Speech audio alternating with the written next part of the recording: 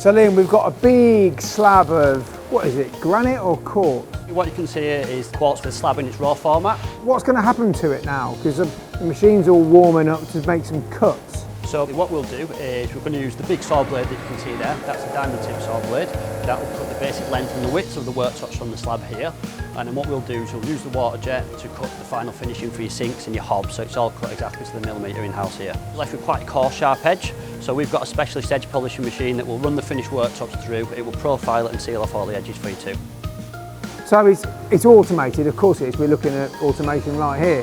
How much of it is programmed and how much is it piloted by a human, if you like? So basically what will happen is we'll computer program all the lengths and widths of the worktop requirements and the make and the model of the sink and the hob at the early part, and then it's all computer fabricated from there.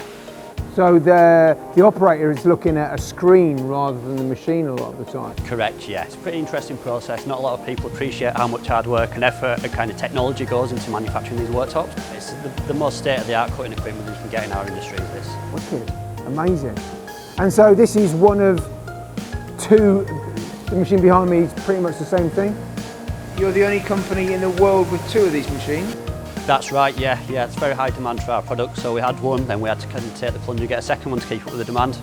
Well, what that dances away, it's quite something to look at, isn't it? We should put some music to it. I'd love to have a look at some finished worktops, can we? Absolutely, sure, yeah. Let's have a look, Sam. Come on, let's go have a look.